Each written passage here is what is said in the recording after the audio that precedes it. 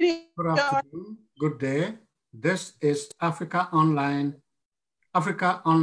Media Corporation. We are about to start our show. I see our co-host Sylvia out there. I see Reverend Pam out there, and we are all together in this boat. It is the time of the coronavirus. COVID-19 is haunting us every day, but that is just what it is.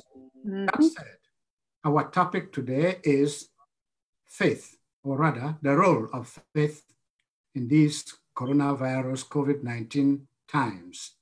What do you think about it? What is the role of your faith in all what is playing out now? We will go straight with our reflection. And here it goes. One more Sunday, one more opportunity to come together, one more moment to raise awareness, one more moment to seek solutions. Yes, one more moment to be African, to feel African, and to speak for Africa.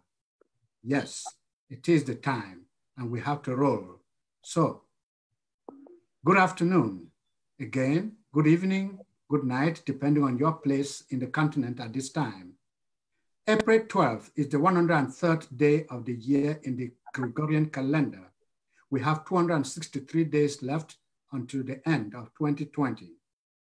History, as we always do, tells us, among many events that happened centuries ago, that on this day in 1961, Russian cosmonaut Yuri Gagarin became the first person to orbit the Earth.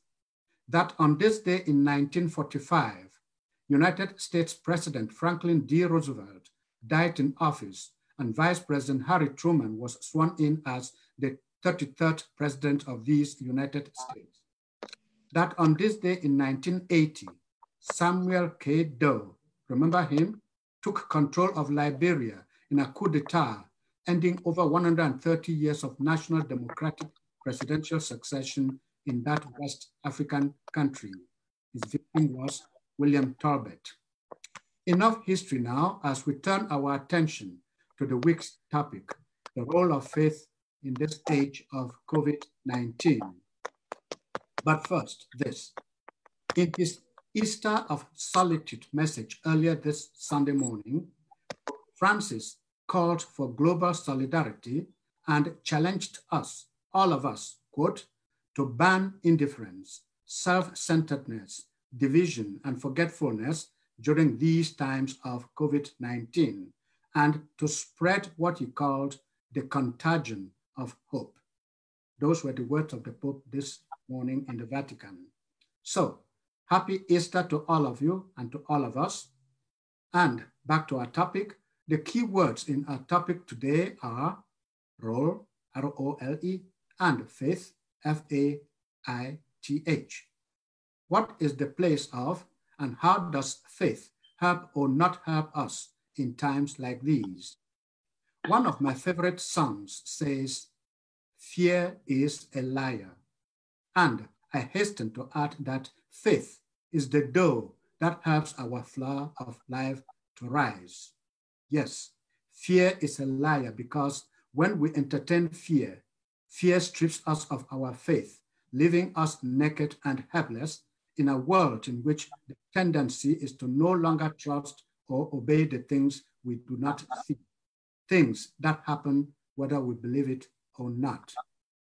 We tend to give up very easily and want miracles without believing that such miracles will only happen whether we like it or not.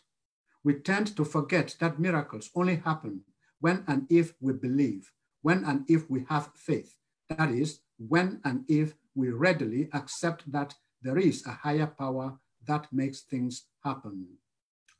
As the ongoing coronavirus stealthily invaded our lives, former Liberian President Sirleaf Johnson issued a message of solidarity in which she not only welcomed the cooperation that countries around the globe are embracing, but expressed her, quote, full faith in the relentless spirit of the individual, our collective belief in the power of prayer, and our respective faith in God, end of that quote. 2 weeks ago, and from a virtually empty St. Peter's Square, Pope Francis echoed the words of Jesus Christ in the Gospels. Why are you afraid? Have you no faith? That was when their boat was about to sink, and the apostles came to him, waking him up from sleep. Those words bring us right back to those key words in our topic today. So we ask, what is faith? The Merriam-Webster dictionary tells us that faith is a noun whose first meaning is, quote, complete trust or confidence in someone or something, end of quote. Secondly, it says faith is, quote, strong belief in God or in the doctrines of a religion based on spiritual apprehension rather than proof, end of quote. We are, however, not talking religion or a specific faith in today's discussion. So we turn to social history and hear from that Houston, Texas mega church preacher, Joel Austin, who agrees with our opening phrase that fear is a liar, when he views fear as having, quote, a worm of the dust mentality, quote, end of quote, that causes us to shrink back and convince ourselves that, quote, we can't do it, end of quote, or that, quote, we do not have what it takes to achieve our goal, end of quote. In such a moment, we tend to compromise our faith and surrender to fear, worry, doubt, and anxiety. Pope Francis, on his part, urges us to have faith, to trust that when the storm is over, we will stand tall and give accolades to the, quote, often forgotten people who do not appear in newspaper and magazine headlines nor on the grand catwalks of the latest show, but who without any doubt are in these very days writing the decisive events of our time. Doctors, nurses, supermarket employees, cleaners, caregivers, providers of transport, law and order forces, volunteers, priests, religious men and women, and so very many others who have understood that no one reaches salvation by themselves, end of quote. At the same time, the pontiff invites us to, quote, embrace the Lord in order to embrace hope. That is the strength of faith, which frees us from fear and gives us hope, end of quote. That is the role of faith. And it is on and with that hope that Queen Elizabeth II also reassured us in that her rare message on April 5, when she said, when she agreed with world leaders in sync and saying that nations across the globe should together work in common endeavor, that is, to use, quote, the great advances of science and our instinctive compassion to heal. She was emphatic that we will succeed and that success will belong to every one of us. Hers is a deep expression of faith in a better tomorrow, as she adds, quote, while we may have more still to endure, better days will return, end of quote. And bearing in mind the assuring words of the world leaders we just alluded to, we cannot conclude this reflection without letting St. Augustine, a doctor of the church, to remind us that, quote, faith is to believe what you do not see. The reward of this faith is to see what you believe. St. Augustine happens to have been an African.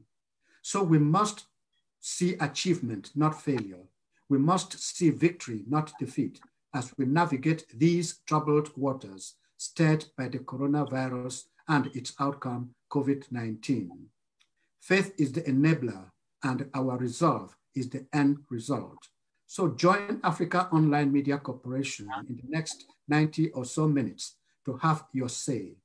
Take it away, Sylvia, and let us see what our listeners and our viewers have to say at this point. The role of faith in these trying times. Sylvia? Hello, happy Easter, everybody. I know most of you are probably enjoying your Easter dinner, even though some of it is via osmosis, since everything has COVIDized and everything has to be done via online. So we smell each other's food as we're eating, but I say, mwah, bon appetit to all of you that are having dinner right now and those of you who are eating later. You know, the faith is one word that is very troubling or mind-boggling to a lot of people, including myself, even though I'm a woman of the cloth. You know, when things are going right, we are always so quick to thank God, thank God, thank God for this, thank God for that. Thank, you know, you praise God like you've never praised God before, you even flip, you know, in somersault. But as soon as something goes wrong, like with COVID-19, we start questioning God. God, why me? God, why me? Well, one famous philosopher says, if not you, then who? Why not you? As far as those words are not fair and they're hurtful and they're painful, but they're there. You know, when COVID-19 started, and a lot of people, you know, as you know, I counsel a lot of these young, you know, young men and women, you know, the married couples and stuff. And when everybody now was quarantined and put under the lock and key, and you can't do this, can't do that, and all this stuff, a lot of them started, you know, batting heads. One young lady called me and says to me, Mama Sylvia, I said, yeah. She says, can I ask you a question? I said, yeah. She said, do you, you know, with this COVID going on, you still believe God is still awake? I bust out laughing. I said, yes, God is very much awake. He is very, very much. He never sleeps. I said, he's awake now more than ever, monitoring this COVID nonsense that is going on down on this earth. Mm-hmm. So she says, you know what, Mama, I'm really sorry to say this to you, and I know you don't want to hear this to me, but I'm starting to doubt if God is really listening or if God is really awake. I said, you know what? Tell you what. I said, what time is it right now? I think she gave me 2 o'clock in the afternoon. I said, all right. At 2 a.m., call me and tell me what it looks like. She says, why? Why am I doing that? I said, well, because you're saying God is asleep. If God can still make night and day, that should show you that God is still alive, right? Because this night and day does not happen by itself. It's because God created it to be like that. And he's always on time and he's always on the clock. So I'm finding that a lot of people right now are questioning God. Did God bring this plague? Is God involved in this plague? Why, if so, why is God allowing this plague to be as bad or as nasty as it is and is going on? Personally, for me, you know, when things get tough for me, this is when I really, really challenge even my God myself. I pray harder too and ask for almost things that are impossible. The easy things I ask for, oh, good health and good this, good that. Okay, God is used to me asking him for that. But now I ask him for the impossible, for the universe in wholesome, in one place. My brothers and sisters that are out there, God is still very much alive, and God is still in the business of miracles. If most of us get together and pray harder, you will see that he can just do this, snap his finger, and guess what? This whole COVID goes away. But for as long as we are doubting, like doubting Thomas, is he still alive? Is he still awake? How do you think God feels when we do that to him? Even though he's used to most of us, our nonsense, it gets hot, oh, it's too hot. It gets cold, oh, it's too cold. It's windy, oh, it's too windy. You understand? You get fat, oh, I'm too fat. You lose too much weight, oh, I'm too skinny. God is used to all that about us.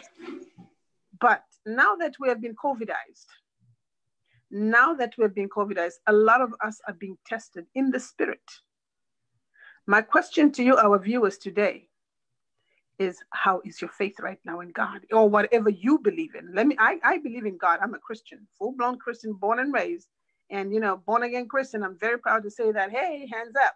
You understand? Now, most of you believe in different deities, different gods, different whatever. Those of you who believe in whatever you believe in, I'm saying that with due respect, without being any condescending manner now. When I say whatever you believe in, please take it at what it is for, and don't think I'm being rude. But where is your faith now? Because with this COVID virus being as bad, as detrimental, and as bad as it is, I just watched a video. This nurse is broken. This nurse she is crying. She can hardly speak. She's got her hand up in there. And she's asking, God, where are you? God, where are you? And she's asking us to pray for them. She says, I'm losing faith and I feel like walking off the job. But every time I try to walk off the job, I realize that these people, the last face they will see is me, because their parents, their brothers, sisters, husband, wives, none of them can come and see them. So the last 4 weeks, not 4 weeks, the last 14 days that they have left on earth is just with me. And then she's asking God now to give her the strength so that she can know how to pray with these people. She says, I pray, but I don't pray for people like that. I pray for me and my children. I don't know how to pray for others. God, give me that strength. Give me that strength, Lord. I need you. I need you. I need you. You understand? Now, Some of you's faith is getting stronger because of COVID, and I'm loving it. I am loving this part of some of us whose faith now that was under the bed or under the mattress now is coming up. So viewers out there, how is your faith right now? How is your belief in God? Where are you with God today? Do you still hold him up there, or you still question him and asking him questions? Call in and let's talk. Call in and let's discuss. I saw somebody came online, Reverend. You see that? Yes, I'm going to acknowledge them. We want to welcome Dr. Niben Bongan. Good to see you, Niben. Happy Easter. Happy Easter, everybody. Yeah, welcome to the show. Bongan, you're welcome. And I think you met Sister Sylvia last time. And then our beautiful daughter, Diomira, is on. She's waiting on the forum, and she has a lot to say about this topic. By the way, those of you, the young lady you saw in the video with me yesterday, that's her. That's my daughter. I was there when she was born. So, Dio, you're welcome. That's Sister Solange's last daughter. Oh, okay. Hey, baby girl. Welcome. You're our daughter. Yeah. Okay, we welcome all of you on board. And yes, Reverend Pam, is she speaking to us now? Yes, go ahead, daughter. No, you can ask her a question. I think Reverend Solange is actually watching that. Some people watching on Facebook. Okay. But if I try to log into Facebook now on my phone, I have to mute my Zoom. So okay, you guys don't hear. But there are people watching on Facebook. Yes. So, yeah, you can ask them questions on Niben. Some other people are going to be zooming in later on. But so happy Resurrection Sunday, everybody. Yes, Reverend Pam, thank you very much. Last Sunday on this program, we broke into the program to announce that British Prime Minister Boris Johnson had been taken to hospital. He was released from hospital early today, and this is what he said. He could have gone either way, as he thanked the healthcare workers for saving his life after being discharged from hospital. Now, aged 25, he was taken to London's St. Thomas's Hospital on Sunday, 10 days after testing positive for COVID-19. So I believe that man has been healed because— Can somebody mute their phone, please? There's music, there's a feedback of some music is coming in there. Yeah, no, I believe that Boris Johnson got healed because he had faith. He trusted not just in the health workers who were attending to him, but to a superior being whom he trusted. And so, Dr. Bongan and all the rest of us here, anybody can take the question first. What is the role of faith in your life as an individual, as a creation of God? Especially during this COVID-19. Yes. Yes. Let me take that. I think that what this pandemic is informing us or reminding us is that in the course of human history, there have been challenges, and each challenge, whether it was the 1918 flu or even centuries before, the other challenges that people face, sometimes it is during a challenge like that that people are reminded that there is a superior being that is not easy for us normal beings to explain. But some of our science, the scientific knowledge that we hang on to, is often telling us that you need evidence, you need proof to draw conclusions. But sometimes we realize that our science cannot answer all the questions that we face as human beings. So personally, when I look at something like this pandemic and see how it has brought all of us to our knees, the rich and poor alike, I have to accept that there is this almighty being, whatever name we give to it, whether Christians or non-Christians, we have to accept that there is something that is not easily explained, that there is this all-seeing being. And however we explain it, I don't think that at this time it is possible to deny that there is a powerful force beyond the explanation of science and on our own personal explanation. So personally to me, you have to have faith that tomorrow will be a better day. And that is what I'm hanging on to. Please take up. Anybody else? Go ahead, please. Dio, please go ahead. Same question. What is the role of faith, or how is your faith helping you fight this pandemic? So my faith has helped me look towards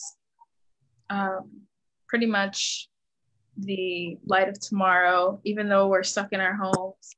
I know that when you are stuck in your homes, kind of how I said in the forum, that one may become a little paranoid, may become anxious, may feel trapped, all things that are symptomatic of being in solitary confinement, but which naturally isn't healthy for humans. But my faith has helped me kind of have a more positive outlook on what to expect, you know, whether the steps our government's taking is going to benefit us as far as locking us down, or maybe why they've kept us away from each other, telling us to stay 6 feet away from each other, or telling us not to go out unless it's important. But my faith has helped me not focus on the negative parts of this pandemic, the death, the paranoia, the aspects of fear, the factors of fear that have been going on, but rather just in the promise that we will get through this, this too shall pass. Like, so that's what's been happening with me. Yes, please. Sylvia, any question for our panel, our members on the, and for those who are watching us live, because I see people who are streaming on Facebook, and I see a lot of people on my phone here. If you have a question, you can type it in and we'll read it to our guests and we'll all discuss it. To the young lady, as young as you are, I can tell you're one of our babies, and you're pretty young in age. I know that some of us oldies, you know, the seniors now, we don't mind staying at home. You understand? I can stay home for 3-4 days and it doesn't bother me. So long, no, that's not true. So long as there's food, there's electricity, and there's all the necessities, let me correct that. I'm good. But for you the younglings who, the millennia children, you love being outside, you love being with friends, you love visiting, you love doing things together, movies, games, shows, whatever, singing, dancing, whatever it is that you do when you children, young ones get together, so our children, so to speak. So with you being confined today in this COVID environment, how does it make you feel? What are your apprehensions? What are your fears? Or most of the stuff, what's bothering you that you are in that, in that confinement without being able to go out the way you like?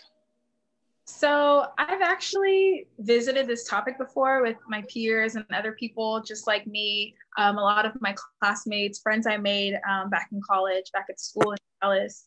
And a lot of us have started to realize that our points of interest, a lot of the things we value, these things that felt essential to us, these outings, these, going to bars, going to parks, which I know can be more positive than anything, but just being out, being around other people, whether we like these people or not, or whether they made us feel some type of validation, really wasn't important. I think it's made a lot of us start to realize that what we have at the end of the day truly is our family, of course, most importantly, each other in a broader sense, but really what we have at the end of the day is our salvation, our faith, what we come home to ourselves.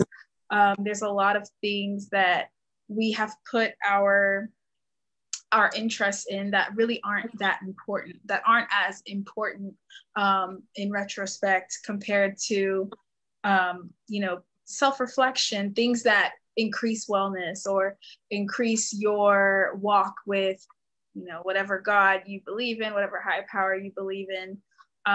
Personally, my fears in this time have been developing some type of anxiety due to the fact that I am confined to indoors for most of my day, outside of me maybe making an occasional grocery trip or being able to run in my neighborhood. It's naturally not something that I'm used to. I'm always on the go. I'm always out, whether that be running to class, which I can't do anymore. Running, I run to my computer to go log into class and interact, just how we're doing now through Zoom. I can't necessarily go and come as I please into just any store. I can go, but it's more of a, I can go, but I have to stand 6 feet away from the next person in line, or, oh, I have to wait in line before I can go inside of the HEB, things like that. I think my biggest me really has been just anxiety and being trapped. But I think that's where faith comes in and kind of reassures you that we will get through this. Again, this is something that, this isn't the first time I've seen or been asked about, you know, what are my fears, or I've not heard people my age or my peers talk about the things that we had valued before this lockdown were, you know, for lack of a better word, just silly. You know, a lot of them were stupid interests, very fleeting desires that really had nothing to do with like ourselves, just seeking validation in strange and common forms each day. Thank so you would I be right to ask you Sylvia, if I made this statement? Yeah, Sylvia, I had a question that is texted into me from one of our watchers. He's actually one of us, Mr. Felix Anoma. He says, question for the panel. We all agree that prevention is better than cure. Why did God not prevent the pandemic from happening in the first place? Why do we have to pray to God for a cure after the fact? That is the question from one of our watchers, one of us, Mr. Felix Anoma. So while we continue, we can take that question later on. But for now, the young lady was still having something with Sylvia. I think yes. Sylvia was trying to ask her a follow-up question. Oh, there was a follow-up question. Sorry about that. No, that's okay. That's okay. I mean, so panelists, please, those of us here, including Reverend Pam, who has not said much so far, please take that question. Because I think can I ask my question? Let this happen. Then Reverend Pam take over after my question. I don't want to forget my question for the young lady. It's important because I want the other youngsters on our show to hear this, and I'd love to hear her answer. Yes. So my question again to you is, with regards to everything that you're saying, in summation, summarizing everything that you have said, your fears, of course, which of course are taken into consideration, and sorry that this is happening, but we really just have to contain ourselves the way we are. But with regards to you as an individual, would I be correct in saying this has given you as an individual, because it has done that for me as an old person? I don't know about you younglings. This is why I'm asking you this question. Would you permit me to say this here has given each of us a chance to re-self-evaluate? Would I be correct in saying that? I think so, yes. I think no matter what age you are, who you are, the fact that you have come back into your home has by force made you step into a place where you have no choice but to reflect. You have no choice but to sit and think. Even if, you know, you're working full-time on the clock, you have downtime at some point. And in that time when you can't go out, when you can't go out, when you can't go to the grocery store, you have everything. You're sitting there with your thoughts, with your families, or just yourself, and you're thinking, you know, our minds are constantly running. And it is, you know, said that an idle mind is the devil's playground. So if we are being idle, we're not thinking, that only leads to things that. We lost her. Oh, no, she's still there. Right. Okay. So yeah, just to continue my thought, having an idle mind can lead us to do things that maybe wouldn't be the best idea, but in this case, our minds can't be idle. We're stuck in our houses. We have no choice but to sit and reflect, even if we did have idle time. But I think you would be correct in that assertion that we are reflecting kind of by force. It's out of our control. As much as we want to occupy our day with other things that maybe we want to think about, we simply can't. We simply can't, you know, dive into, oh, what am I going to wear next weekend to that party? Or, you know, outside of things like, what am I going to cover tonight? And you can figure out within less than an hour. Like, your mind has no choice but to stay linearly focused in, you know, what have I been doing all this time? You know, sometimes it even becomes a question of who am I? Or, man, was I treating this coworker of mine right? Things like that. I think we are reflecting in certain ways. We're regretting our behaviors. We're now looking back and saying, man, if I had just, if I knew that this would be my last weekend seeing my coworker, I probably would have maybe brought them donuts that morning, or, oh, I would have prayed with them. I was too busy, things like that. Maybe this worker now has COVID-19. I can't see them anymore. I physically can't go near them. So, yeah. Thank you. If I may just add to what our young princess is saying, I think she's speaking for her generation. And what I like about it is that she's emphasizing the fact that they are stepping back now to mature faster than they would have in normal times. I teach them, you know, our age mates, and for the last couple of weeks, I have heard the same thing from my students as we interact by this same medium. And I listen to a very sudden change in tone, a certain maturity that I did not hear 3 weeks, a month ago. And so if there is anything that we hopefully take away from this, is that we young people and adults alike have to go back and think about what is valuable. What are the values we have to cherish? And what are those things that matter in life after the big houses, after the big cars, after the huge bank accounts? What are those things that actually matter today? I was talking to my sister in Atlanta just an hour ago before we got online. And I almost was in tears because she got a number of telephone numbers of people of her church who've been having difficulties, and she decided to cook for them. And when she put the food on the door, she called the number to let the people know she's put food. And one of the mothers called back to say, you are a blessing because the husband, who is a nurse, has been quarantined after, I think 2 weeks ago, when they realized he tested positive.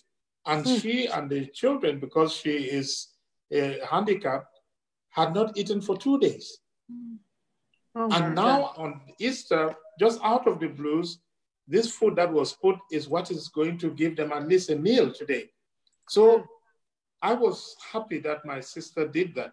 And I was saying, we have to do the little things we need to do, because you are sitting there and you have food in your freezer bursting, and you don't know that next door, there are people who may not have a meal, even in this America.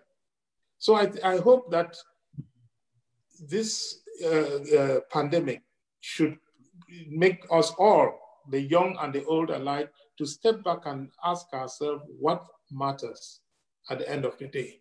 What are the values we should cherish, and help the young people and the old people think better, and then act, and then do things. Because at the end of the day, what we do for the neighbor, what we do to help that person who is aching, is what makes life worth living. And I think faith is having the trust that the little you do is going to help somebody. And there is no better time than at Easter to begin to believe that you can contribute to helping the next person and making life better. And we thank that lady who would call your sister back, because I think it is her faith that even though she had not eaten for 2 days, some food would come somehow, the Lord will provide. It is her trust in that higher power that touched your sister's heart to go to her door and leave that food. So that is what faith is all about. Miracles has joined. That's Reverend Solange. Okay. So yes, Reverend Solange, you are welcome. You missed my daughter's, I think you were watching on Facebook. You know, Nia, so when you were reading what Mr. Norman wrote, I hope you will zoom in. He's usually on this show. Yeah, he's usually on. I was laughing when he said, isn't this a prevention is better than cure? Why did God not prevent it? You know, before we even go there, a couple of things. I want to talk a little bit about faith, you know, so that people understand what we're talking about when we say faith. A lot of people may confuse faith with belief, but sorry, let me mute. Okay, there was some noise coming. A lot of people faith is more than belief. Faith has to do with Jesus Christ, the faith of Christ. It says that for Christians. It says that in Galatians 2:16. But because even the devil himself believes, all religion, they have some kind of belief. People have different kinds of belief. But when we talk about faith, those of you who are Christians, you know Hebrews is the book of faith. Yeah, I know you alluded. Hold on, let me mute this. I know you alluded to it briefly in your editorials, your reflection, but it's in Hebrews 11:1. You know, I'm not going to be preaching. I'm just sharing. Besides, the Bible is the all-time best-selling book. That's the most sold book, but the least read book. It says faith is the substance of things hoped for, the evidence of things not seen. That's Hebrews 11:1. And in that same 11 verse 3, it says, "No faith will understand." Verse 6 says, "It is impossible to please God without faith." But I want to say something here. Most of us here live in a home, or we've owned a home before. When you buy a home, you go through that process. There is something called the title company, right? You go and close on your property at the title company. When you go there, they give you a piece of paper. The title deed saying that you own the house. The house does not come to the title company. When you go to the company and close, they don't give you a physical house to carry, to take to your home. They give you a piece of paper. So consider faith as that piece of paper. You are taking that piece of paper, believing that you actually own a physical home. Again, it's not like when you go and buy a dress, they give you the dress, you pay. Or you pay and they give you the dress. You carry that. That's not faith. That's a business transaction. But closing a home, you go to a title company, they give you a deed that you own that property. The property is not there. What if by the time you get back to that place, the property is gone? You just paid for it. So that piece of paper is your faith. Again, going more into details, in the Greek, faith is called pistis. That is when God convinces you and I to have confidence in his preferred will. See, this thing about faith is so important. I know somebody asked the question earlier that he thought prayer and faith were the same thing. They're not. Prayer is exchange. You know, I don't know if that's, I hope that's Mr. Norma. Felix, is that you? That's me. Awesome, because I'm actually just answering your question. You know, I just finished explaining the meaning of faith. You can watch it later on, but you asked on the forum that you thought prayer and faith were the same thing. They are not. In prayer, it's a two-way conversation. It's supposed to be a two-way conversation. A lot of the times, we just go and instruct God. We just tell God. We don't even sit and wait for him to speak or for us to listen. But when you pray, you take your burdens to the Lord and then you take his solutions. A lot of the times, we go and say we pray, but we come out with even more problems or the same problems which we haven't prayed. There has to be an exchange. So that's the difference. Brother Felix, real quick, I was saying that faith, when you bought your house, Brother Felix, you went to a closing company. Your house was not physically at the closing company. They gave you a piece of paper, a title deed that told you that you own the house. You believe that piece of paper. Consider that your faith. You believe it by faith because the house was not there. Even though you've seen the house before, that paper, that title deed is your faith. You are believing that that house belongs to you. Or like somebody will say, it's like going to get a driver's license where you don't have a car yet. You are having faith that you're going to have a car. You understand what I'm saying? So to answer your question, Brother Felix, the question that you texted me as on that prevention is better than cure. Why did God not prevent it? My dear brother, God is omnipotent. He's all powerful. He can do anything. He allowed it for a reason. The plague did not come from him because we already know that he promised the children of Israel, which even though we are Gentiles, that promises apply to us because we are Abraham's descendants. In Exodus 15:26, it says, I will not put these plagues, these diseases on you anymore. So it did not come from God. And these evil things that come from the devil, but why did God not prevent it? Why did God not allow it? My brother, God gave us a choice. There's a reason why he allowed it. I'm not God, so I cannot tell you, but In our lifetime, Brother Felix, you and I, there are some people on this show calling themselves old. I'm not one of them. I am 21. I'm forever 21. So those of you who consider yourself old, please just stay in your own category. I'm in the young category. But in our lifetime, Brother Felix, we have never seen this many people get on their knees and turn to God. The world has never stood still like this pandemic has brought it to a standstill. There's nobody who is going to argue to that. This is a global stay home, a global lockdown. People are afraid. People are gathering to pray. Doctors, nurses, frontline workers, everybody. This coronavirus has brought humanity. We don't know. Maybe God has been telling us this because it's in His Bible. 66 books. He's been telling us that we should be kind to one another. We should treat one another with love. We should love one another. But we don't do it. We are the only species of animal that kill each other. You will not see a dog killing another dog or a rooster killing another rooster, even when they fight. Human beings are the only mammals that kill each other. We do evil to each other. We human beings. So God is sitting there in heaven. I'm not God. I'm just speculating. He allowed this for a reason. But this is a time when everybody has turned to Him, including those who consider themselves atheists. Because I saw something you posted on the forum from this preacher saying that people cannot get coronavirus in the church. That is so ridiculous. That is so ridiculous. Because coronavirus doesn't respect any building. The church is us. The church is not a building. And any pastor who is telling his congregation members to go to church does not fear God. A church is not supposed to be a building. Coronavirus has killed ministers, has killed pastors, has killed politicians. Boris Johnson just recovered. God saved his life. So let's be careful here how we play games. I know some people are maybe blaming God for this. My dear, this did not come from the Lord. He allowed it for a reason. And we believe Reverend Palm, Felix. Huh? Yes, Reverend Palm, Felix has a follow-up question. Since it's online now, I think you can. Okay, yeah, Felix, go ahead with your follow-up question. Felix has a follow-up question. Since it's online now, I think you can ask that question himself. But the question is, I already put the question online. Can you see the question? Yeah, I can see it.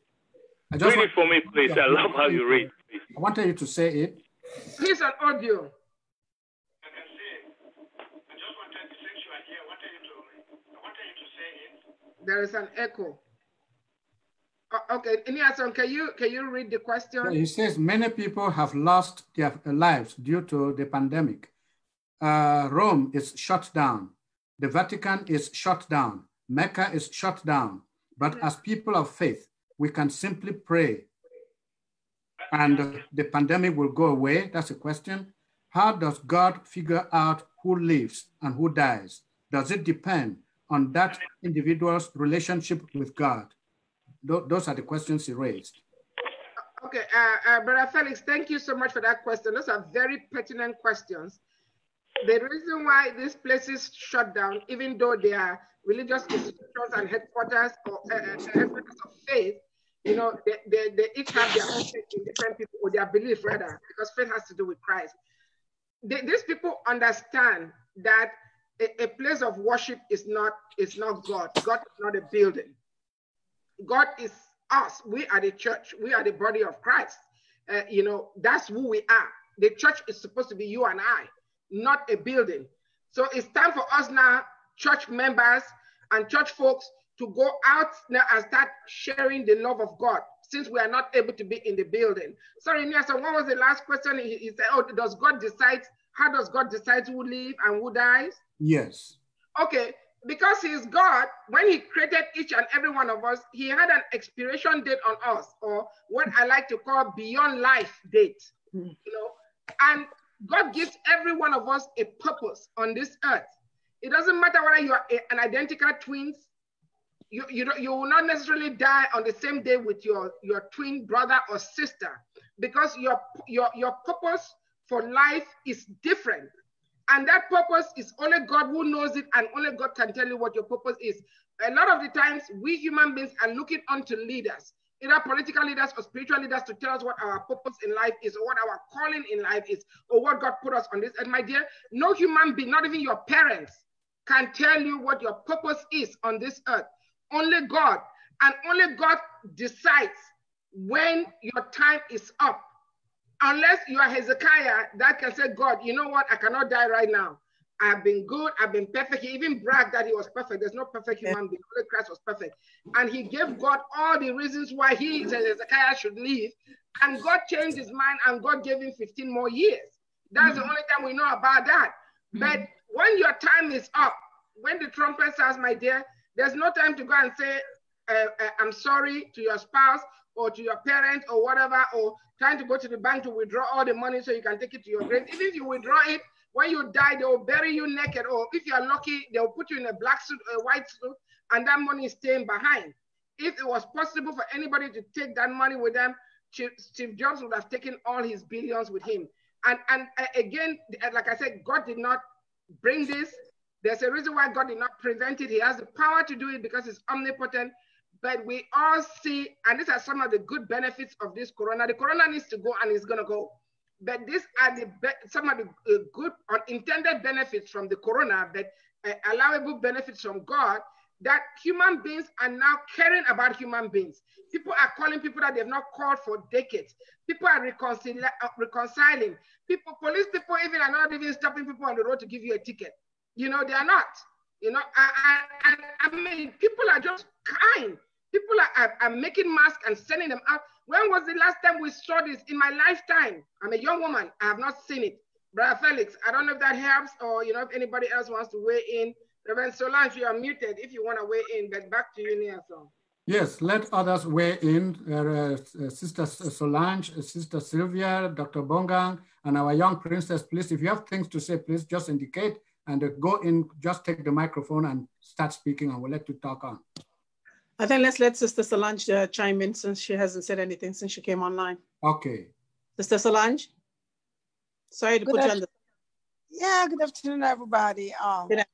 Yes, this is a very a topic that's kind of tasty, and some people's the way some people say it. For me, I see it like there's no two way about this coronavirus. I mean, I think everyone can. There's something about it that has to do with God. God did not start it, but He's allowing it for His glory.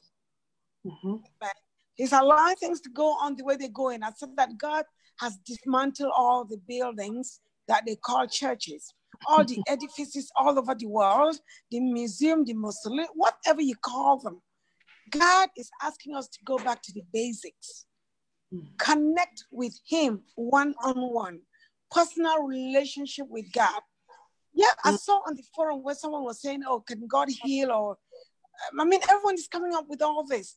God is the greatest healer. The physicians can treat, but God is a healer. Yeah. That does not mean, I always say that God gave the physicians, the healthcare workers, the wisdom to know what they know. He is the ultimate healer.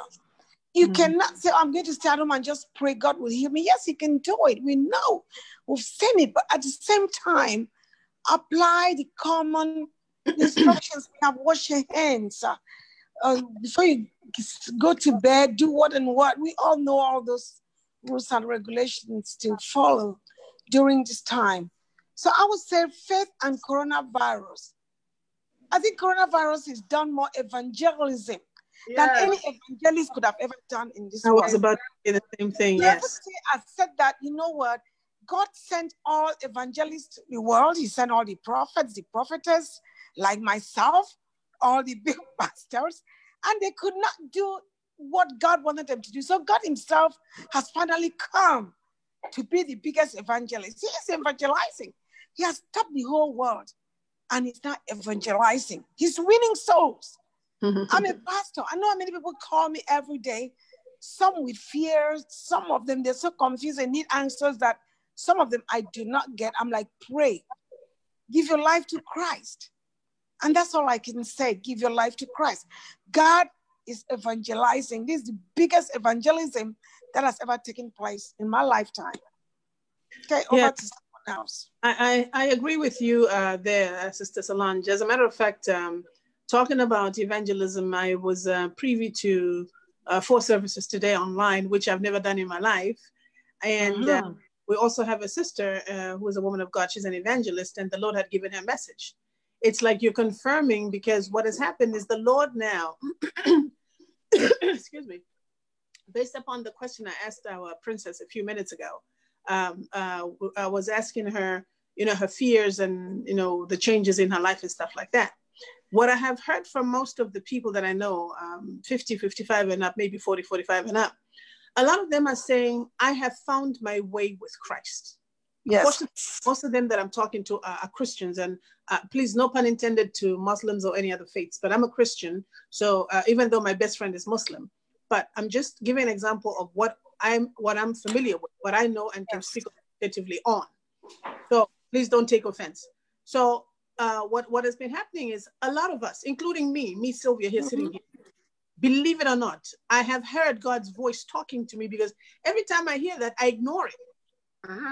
And I'll later. But now, what later? What am I doing that I should be doing later? Where are you going? That's no place to go. Thank you, Lord, I'm listening. And now I'm getting those messages downloaded into my system the way they should be downloading. And I'm reevaluating and reassessing and reformatting myself like a disk to start operating in that realm that God created me to do. I have been dodgy. Yes, I am a woman of God. I do what I have to do. But with this one, I believe the Lord is realigning each and every one of us so that we may live for our purpose, that which he created us for. The second I was going to say is this COVID worship, excuse my language, this COVID thing has changed now the way we worship. I just I shared with you that I attended 4 services today, starting at 6 o'clock. I got 7 invitations, but I only managed 4 because, all of them are long, but I managed to stay in each of them. Can you believe that I even went to church in Zambia? Live. I was in Zambia, live in church. And I called my family from Zambia to join church in America. And they're saying they came to church in America. And it's true, we did go, right? God has changed things. Things will never be the same again. Never. So not only has this happened, but this entire week has been a week of birthdays in my family. Yes. Starting from the 1st of April to the end of April. Now do you see how you're looking at the screen right now? This is how we are celebrating birthdays. Yeah. Because we are getting to see. Solange, Reverend Palm, I think you touched a nerve there in in 2 of us on this forum. Professor Bongang and myself, we belong in communication, and Professor Bongang, they touched on something there, the evangelization that COVID-19 has caused. It's the globalization of the world that has made this possible. Exactly. Marshall McLuhan, who was a Canadian communications expert, had talked of the concept of the global village, and he was talking about this in the 50s, before a long time before the internet. And one of the things that has made it possible for us to be seeing each other now is technology. But one of the things I think about in reflecting about the issues we're talking about is the extent to which science, technology has made us to feel as if we dominate the world. That is, for those of us, the scientists and others, we have thought that this power to reach out and connect with everybody, to make life easier with the iPhone, with the phones and the soon-to-be self-driving cars and all of that, it has given us this false illusion as if we were now the gods, that we now dominate the world. Yes. It takes a virus like this COVID-19 to bring us back to base, to say all this technology that is permitting us to do what we are doing now has nothing to do with the power of the Almighty. The Almighty all can men bring were us all created equal. Our nuclear weapons that can destroy the earth as we speak. All the technologies that have given us all this education to give us this false illusion of importance, or of power rather. it takes something like this to remind us that let us come down, come back and reassert and understand that the values, all that connects human beings to human beings are more important than all what the technology and our false illusion of global dominance is about. What has it done? This weekend, the deaths in the United States from COVID-19 were more than anywhere else in the world. But the United States is the dominant power in the world for the last couple of centuries, isn't it? And all the scientific knowledge of the United States has not prevented the calamity that we are in the middle of today. So I'm very happy to hear our learned people of the Lord who have studied the Bible remind us, and we use this technology to hopefully remind others that we are departing from the path of rightful thinking. We have to come back to our humanity and look at all the technological advances as just tools that we should use to help us be better human beings. But they should never give us the illusion that all of a sudden we are more powerful than the Almighty, because we can never be. Can I jump in and just piggyback on what you said, just to complete what you started? Yes. You've given an excellent brief. Go ahead, then we'll go to Felix after you. Have you guys noticed that all these world wars, Afghanistan, is anybody still fighting? Is anybody still fighting? No. Are the F-7 still ringing? No, it ceased. I mean, everything stopped. Look at it. It has given us a level playing field right now. Yes. COVID seized all those AK-47s. It has seized all those bombs. Yes. It has seized all those bullets. It has seized all the grenades. Yes. You understand? Yeah. Now, with this peace that we are experiencing, guess what? It's causing a camaraderie among ourselves. Because no matter where you are right now, I get video calls from people. No, I need somebody to talk to. Somebody said I can call you. I know this person, but I'm not going to say no, because just looking at the countenance of somebody, you know she or he needs somebody to speak to. The just said a few minutes ago that all of us have become one, correct? No amount of money is going to Boris, the Prime Minister of the UK. Boris Johnson. Have saved him. You understand? Thank God he's out, and we're very, very grateful to God that he was saved. God has saved him.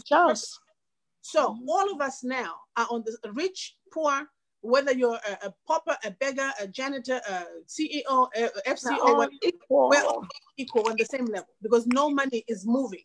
It's like it's become a moneyless society now, where people now have to be pegged with that, what do you call that thing that they're inserting in people, so that now you start going to the machine and you go, and then it reads you, and you pay.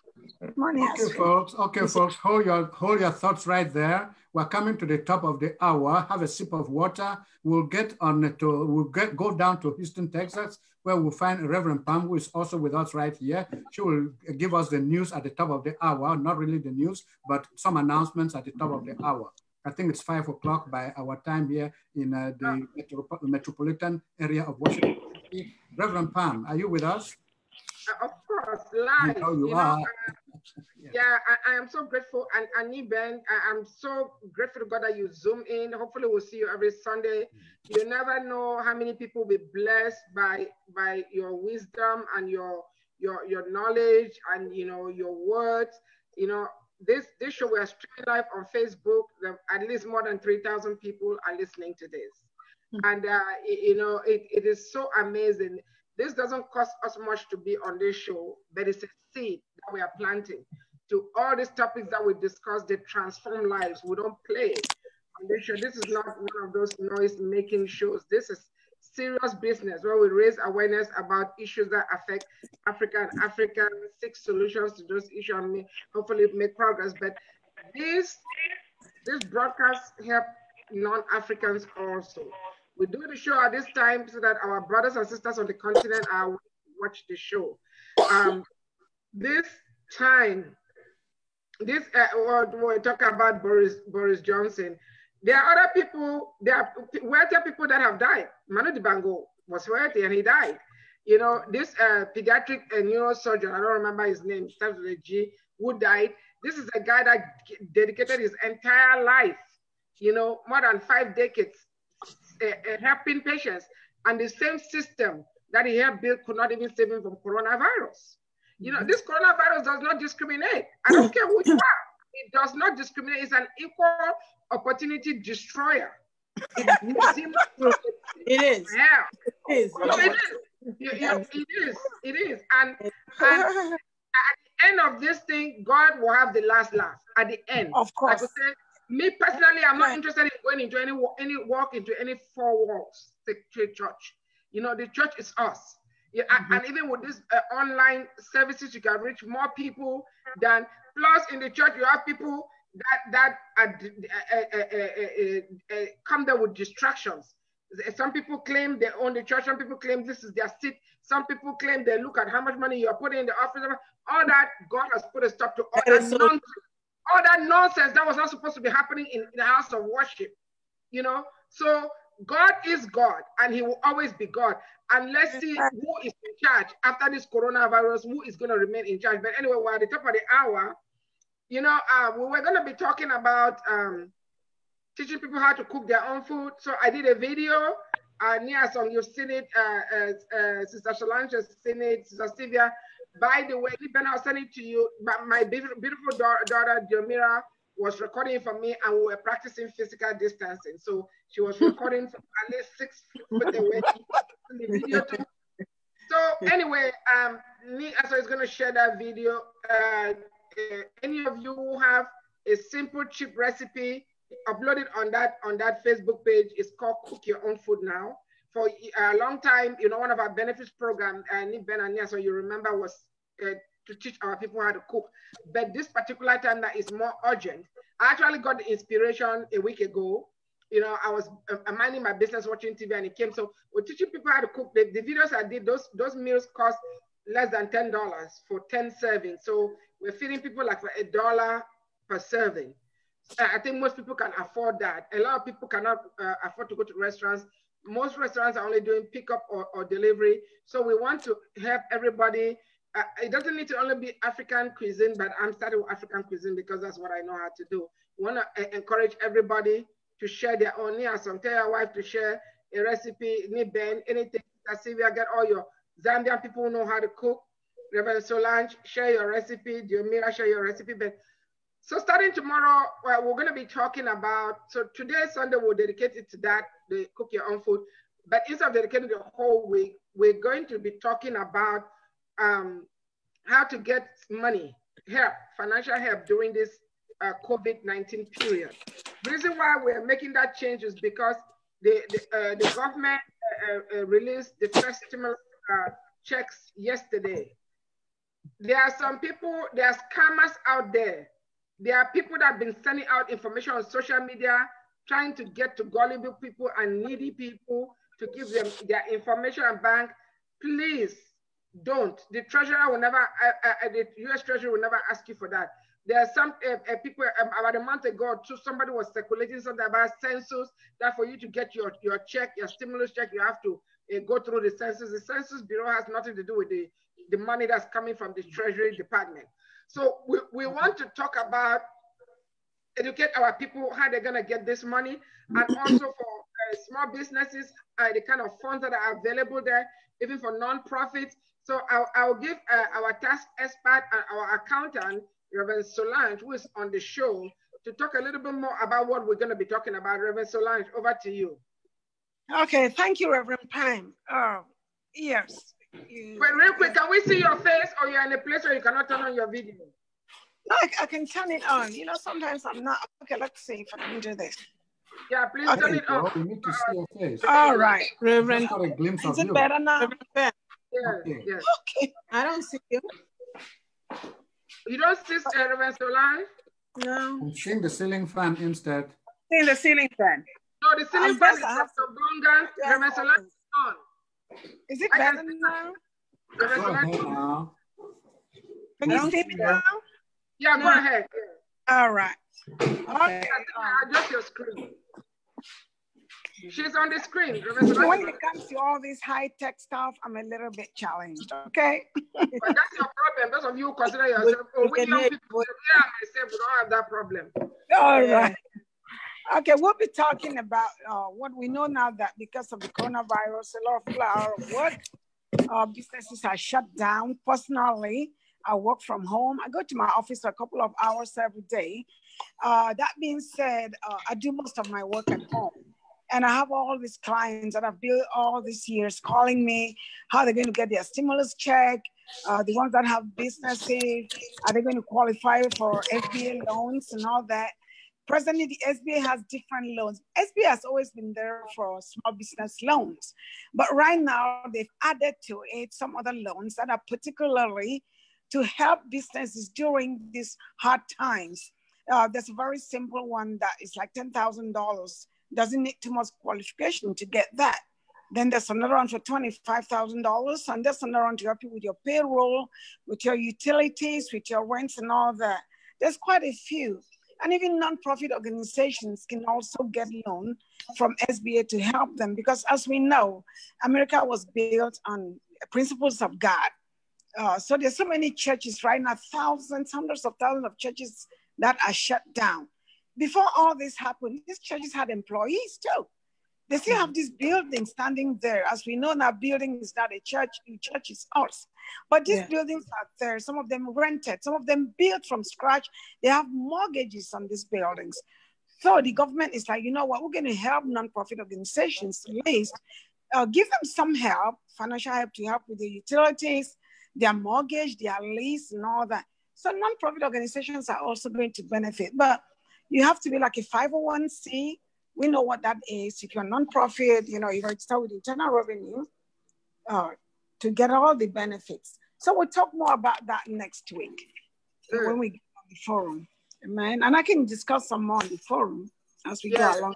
Reverend, Sister Solange, what about grants? I hear I could be wrong, but this is some information I have that you may want to add on to our discussion, like you rightly said.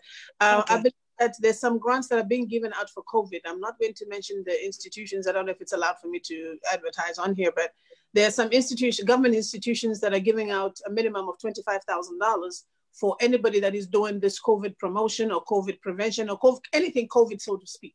A lot of these small scale entrepreneurs have tapped into that, where they are now making masks for you know, for our faces and stuff like that. Sure. Yes, I know quite a few of them. So I think something also that you may want to get that information and share with us. There, and you can qualify even if your company is not a corporation, limited liability company, or Inc. Even if you're a sole proprietor with a DBA, you can still qualify for that. I mean, it's not cut and clear in the sense that you have to prove that you're actually doing what they say you're doing to help with the COVID crisis.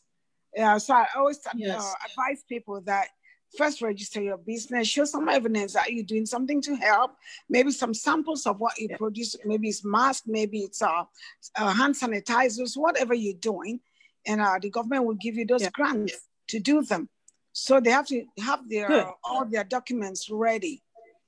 Yes, applying for Reverend Solange, Stella, I mean Sylvia, not Stella. Oh no, not again. On Sunday. I was actually coming to Reverend Pam because I think she was supposed to use the top of the hour for that topic, and we seem to be discussing the topic already. I wanted us to... Okay, we're not discussing. We'll carry that to our guns and get them ready next week when we get on the program. But Solange, please go on our WhatsApp chat room and put in some information so it can attract discussion for next Sunday. No, that will be after we post the topics. Reverend Pam, can I ask a question? I know I'm putting you and Brother Nearson on the spot. No, but real quick, Reverend Solange, don't post anything yet until we post the topic. Yes. Okay, right. Sure. Yes. Sure. Okay. Go ahead, Sister Stella Sylvia. Since me as song, keep calling this woman Stella. Okay, wait a minute. Ni Ben knows me as song for a long time. Ni Ben, Was there a Stella in this man's life? Because this is not normal. This is Easter Sunday. And he still calls us. Something is not right. Okay. Reverend Pap and all of us here, I wanted to go back to our princess on this forum and to ask her, little princess, you are young, you have your own generation. What is it that you've missed most during this 2 months that you've been quarantined or whatever, that you've been homebound? I was actually just talking about it maybe around an hour ago. I mentioned it in passing because today we did a celebration for my mom. Her birthday was on Thursday. We had a little cake cutting get together, just me, my sister, my brother, nothing that would have violated. It was not me, I am myself. And I was just saying how I missed the interaction the most. I mean, in as much as we've been talking about how this separation has somewhat have been necessary for us to, you know, go back into ourselves and reflect, introspect, and things like that. I think I miss the interaction the most. I know for some people it's tit for tat. Some people are more introverted. They don't really value much face interaction or even physical touch or quality time, however you measure quality time, and physically embracing another person. But I do miss the face-to-face interactions the most with people outside of my family unit.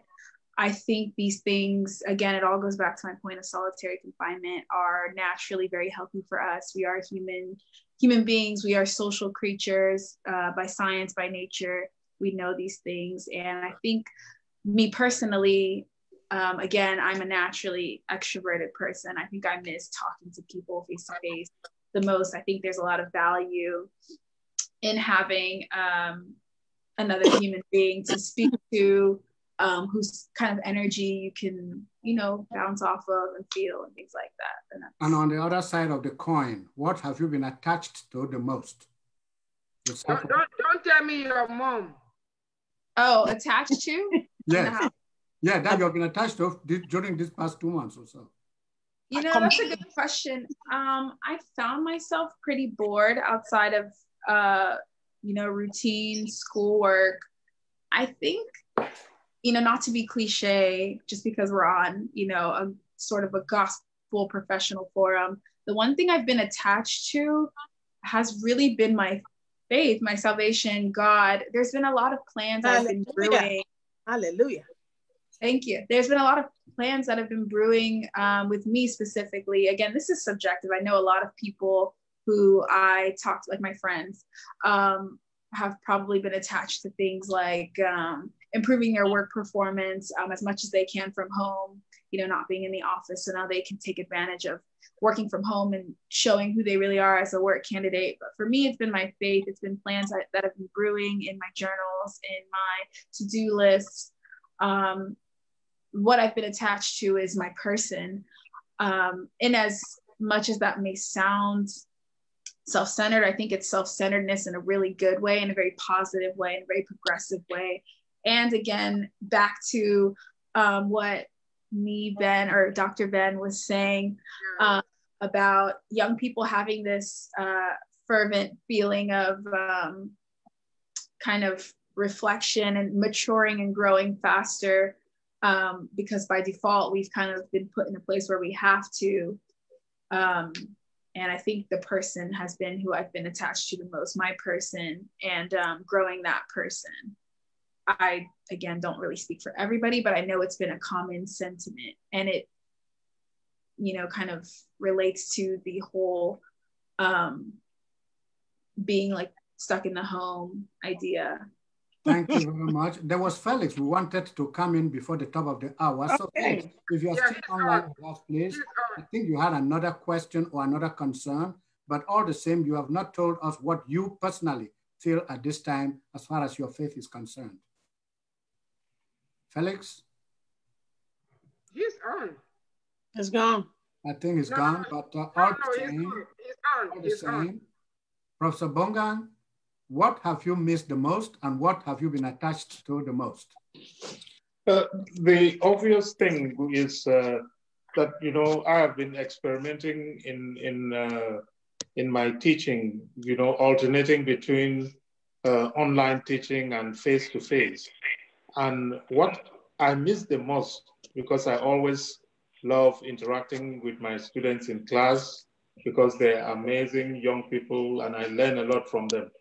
And there is something about, you know, walking up to somebody and looking at them in the face and having a conversation. And the most rewarding moments are when somebody shows up for office hours. They don't usually do, but when they do, it ends up being a wonderful interaction. So I learn a lot from the young people like our princess here. So I miss that. I miss that physical interaction. On the other hand, what I have gained also is the reflection, the possibility to sit and reflect. I'm always on the go, you know, getting out as if staying at home was a prison. So there was always that urge to get out. I am on the tennis court, and after that, I hang out with my friends and show up home and get to bed. But to sit at home from morning to evening, and the first days were the real, my own idea of torture. You know, this was, I said, well, this is what prison looks like. Mm-hmm. But with time, I have come to embrace it, to look around the corners in the place for that old book that I had discarded, and to look through it and read again, and to go to a journal as I did the other day, journals that I've been writing since the 1990s, and to read and see some things that I wrote and said, but who wrote this? And then to sort of build on that.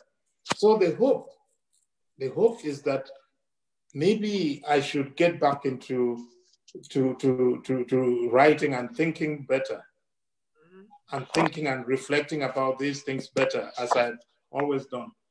So it is a wonderful opportunity, forgetting about the tragedy of people we are losing, a wonderful opportunity to step back and say, what if I had to leave today?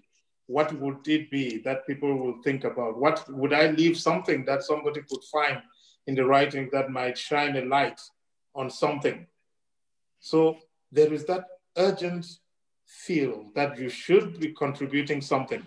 And that is what I hope I can use this moment to do, to keep those footprints that after me, somebody might say there was somebody who walked around here and did something. So I don't know what that would be, but there is this urgent feeling that I should do it. Thank you, Prof. Sylvia? I just wanted to comment on our previous discussion, which was the Church Without Borders, that our faith as men and women of God is being heightened to a different level that we've never seen before. And even our continents, there's some of us who are men and women of God, but we're nasty when we talk to people.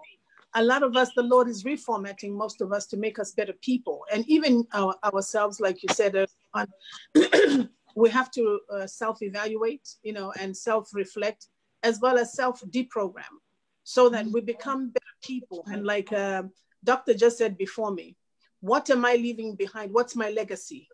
Have I done anything positive that if the Lord had to take me today, what would people be saying about Mama Sylvia? What about Mama Stella Sylvia? Okay. Yeah. What would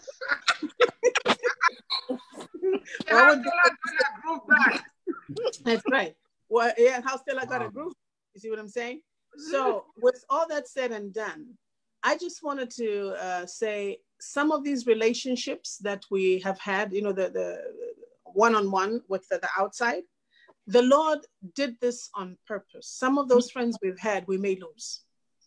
Because the first thing they're going to be saying is, you never called me when it was COVID. I called you, but you never wrote back. But what you don't realize is this is family time as well. So God will start pruning. It's like a tree. When a tree is growing very big, what do? You prune the branches and the leaves off so that it gets fresh breath, right? So even God is doing the same thing to his works, to his earth. Yes. He's cleaning up all some of us trash. Some of us our nonsense stuff that we've done. And it's painful. Very, very and he's putting the right words in some of us as mouths. Some of us as women of God and men of God, we've got gutter mouths. He's cleaning some of us, brushing those teeth and planting new tongues and stuff like that, so that when it's over, we will be of sweet spirit, sweet mind, and become one big happy family. May the Lord bless you. Correct. Thank you. Solange, one more time. Yes, I think what's done for me on a lighter note is rekindle my passion to play my guitar. I'm working, so I pick up my guitar. I like to sing along. I've not played for a long time. Go ahead. Play one for. I didn't know you were my God, maybe another time. And my daughter sent me this, beautiful Yamaha guitar. Like, Mom, okay, which is good. That's on the lighter side, and on the other side, I'm a social butterfly. I like going out so much that with the lockdown, I still go to my office for a couple of hours every day, except today, because I'm like, but I do not attend to the public like that. My office tends to be very busy at the time of the year. I miss that.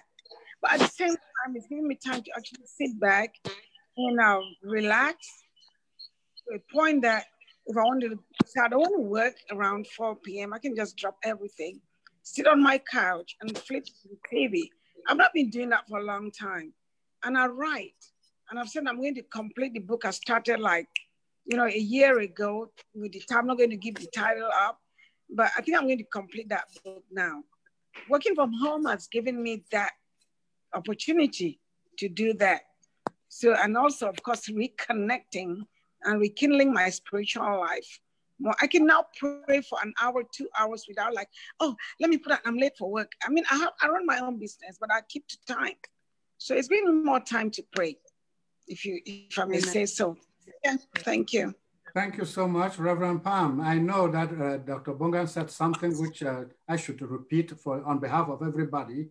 While we are working from home, while we are being clustered in our houses, please make every room in your house a touristic center. Visit it, touch one thing or the other, arrange one thing or the other, and of course, get that exercise book, get a pen, make sure there's ink in it, and please write down your thoughts at this time of coronavirus, because the thoughts you write today will inspire you tomorrow to do something much better. So writing is not a question of sitting down and writing that book completely. It is one day at a time, one sentence at a time, one page at a time, and one paragraph at a time, and so on and so forth. Reverend Pam. Yes, Mr. Anoma, are you there? I am here. Can you hear me? We can hear Okay, you. now we can hear you. Nia, so you want to repeat the question to Mr. Anoma? I'll go after him. He had this question. No, you had a question for him. You had a question for him about his... You have a question for him? You did. You did. No, he had a question he sent in, so I wanted him to say it himself and to let us know. Okay, that's right. Mr. Anoma, what we're trying to find out is, what role has your own faith played in helping you fight this COVID-19? Oh yeah, that's right. That's right. Not much. Not much. Not much. The church leader I know you to be. I am, but I'm taking a practical approach about all of this. For if you've been reading about me the past couple of weeks, I've always said this: just use the interventions that they prescribe so you don't contract the virus. It's not going to be faith that's going to help you through this. That's just my approach. But that is your faith in the intervention. That's still faith. We're not endorsing what that pastor just shared, the one that you posted. Coronavirus is not afraid of any building. But just you believing that those interventions from the health experts will keep you safe is faith. And I still just don't believe that praying is going to do much for me, because if you're going to, I ask all these questions about what God would do. Like the last question that I asked, I said specifically, so if God wants us to be close, some people insinuate that this coronavirus now is God's way of having people be closer to each other and closer to Him, really, and people are dying. Some of these questions or some of these ideas that people put forth on social media, I just don't buy them. You're right. God did not bring. I don't think you were on when we were talking. God did not bring coronavirus. He allowed it. And what we said on this show, I don't know what they're saying. I'm sure everybody has their own thing they're saying, but coronavirus did not come from God. I don't know if you were on when I was talking about. I heard everything you said. Yeah, he said he would never put on us the same plagues that he brought on the Egyptian. So God he's not a man that he will lie. So he did not change his mind about that. But he could have stopped it, or he could have prevented it, and he's gonna stop it at his own time. But God doesn't need for people to die to bring people to him, but he allowed it for this reason. Those are just speculations because none of us is God. But if anybody said God brought this coronavirus to bring people to him, then that person doesn't know God either. So, but I'm sure most have seen those comments on social media. Well, again, I am one that I don't read negative things. Even before I became a minister, I don't. My system doesn't have room for those things. But at near song, we're down to 5 minutes. What I will say about this is, I want to use this minute to encourage everybody. Please do not be afraid. Do not be, because you can die from the side effects of fear even without having the coronavirus. Again, fear is dangerous. Fear has torment. Fear is a spirit. You know, like our brother said, follow the health. Please don't listen to politicians. Listen to the health experts. Please listen to the health experts. Stay home. Keep physical distancing. With me, I am not a social butterfly like Reverend Solange. If you see me somewhere, I'm either ministering or I'm physically involved in the organization of that stuff, I'm a stay-at-home person. But when I stay at home, my laptop and my phone are in the office. You know, so I'm not an anti-social person, but I've always loved to stay home. But I want to encourage everybody, reach out and touch somebody. When I say touch, I mean with digital touch. You know, if you are feeling depressed, you can inbox us. We have counselors on this show. Sister Sylvia is a counselor, Reverend Solange is a counselor. I counsel people. I'm not a licensed counselor, but I minister to people. Ben is a prof. He can minister to you. He can encourage you. He can counsel you. Nia Song is a former professor of communications. Again, we have a psychologist, psychiatrist, different specialists in our medical squad. Reach out to us and we will get you some help. Don't die in silence. Don't be afraid. Don't be depressed. If you start feeling depressed at home, watch your favorite movie, listen to some uplifting music, shut your ears to negativity, because misery loves company. If anybody is calling you only bad news, please just don't pick up those calls. Disconnect them. Yes, yes, sir. That said, Reverend Bonga, I mean, Professor Bonga, your last part on this, please. I'm going to give you Yes, I just want to underscore what Reverend Palm is saying. And that is, we are living in an era where we are completely deluged by all kinds of information. The greatest danger that we face today is I normally tell my students it's like a garbage can of information. The internet provides so much garbage, and in that garbage, there are diamonds. So it takes forever to dig to find the diamonds. So be wary of those stories that are past. There is a lot of conspiracy theorists who are very effective in writing the things that are so believable because they reinforce the anxieties and the fears that people have. And that is why they panic, pass them on, and they become viral, as we say. So the greatest thing you can do for yourself and for your families is to educate them to know how to sift the garbage that we get on the internet and to direct them to the sources for credible news. Yes. If you want to know what the COVID-19 is about, go to WHO website, go to CDC website. Yes. CDC website, WHO. From your grandmother who passed it from someone in the, So that is one of the things that we have to guard ourselves against. Because as we had said earlier, fear is one of the greatest dangers of this period. And fear, as Reverend Pam was saying, would kill you faster than the virus itself. Mm-hmm. Thank you, Prof. We're going to land the plane in the court of our little princess. She's the youngest on this forum at this point. So we want her to give us her last word before we close up on the program. Princess. Okay. All right, well, pretty much to sum it all up, I guess my point of view, everybody has given very insightful and truthful anecdotes as far as the crisis has gone. Everything we've said, I think we've all spoken our truths in some way, shape, or form, and have all, though differently, have pretty much been the same, impacted the same way by this virus. I think what Dr. Bongan said about conspiracy theorists and their theories being reinforced is very true. A lot of the panic that's been going on and the fears are now reinforcing their ideas. What our sister said about, what were you talking about? Whenever you had spoken about pretty much what legacy we can leave, that is something that I too have sat back and reflected on, what kind of legacy I can leave. This period of self-reflection has caused me to think not selfishly, but more selflessly, and ask myself what I can do for others. What have I been doing so far, and try to better myself.